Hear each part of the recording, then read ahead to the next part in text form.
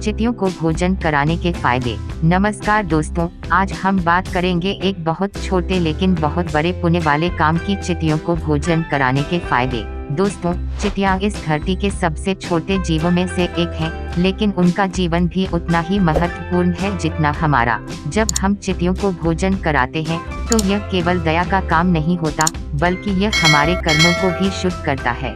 धार्मिक मान्यताओं के अनुसार चींटियों को भोजन कराना पुण्य का कार्य माना जाता है। कहा जाता है कि इससे जीवन में सकारात्मक ऊर्जा आती है और नकारात्मकता दूर होती है।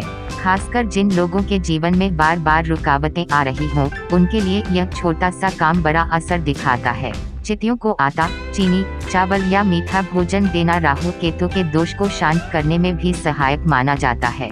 कई लोग शनिवार या मंगलवार के दिन चींटियों को भोजन कराते हैं, जिससे जीवन में शांति और संतुलन आता है। दोस्तों, जब हम किसी भूखे जीव को भोजन देते हैं तो हमारे भीतर करुणा और दया की भावना बढ़ती है।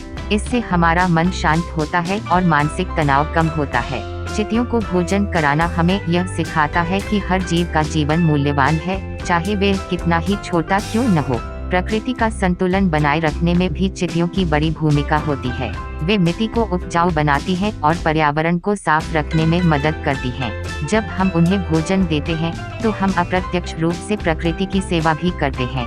दोस्तों, यह काम दिखावे के लिए नहीं होता, इसे शांति और सच्चे मन से करना चाहिए। जब आप सुबह या शाम को थोड़ी सी चीनी या आटा जमीन पर रखते हैं और मन में अच्छे विचार रखते हैं, तो उसका सकारात्मक प्रभाव आपके जीवन पर जरूर पड़ता है। अंत में बस इतना ही कहना चाहेंगे, छोटा सा काम बड़ा पुण्य। आज से ही इस आदत को अपनाइए और एक कदम पुण्य की ओर बढ़ाइए। अगर आपको यह संदेश अच्छा लगा हो तो इसे दूसरों तक जरूर पहुंचाइए। धन्यवाद। नमस्कार की मुद्रा में हाथ।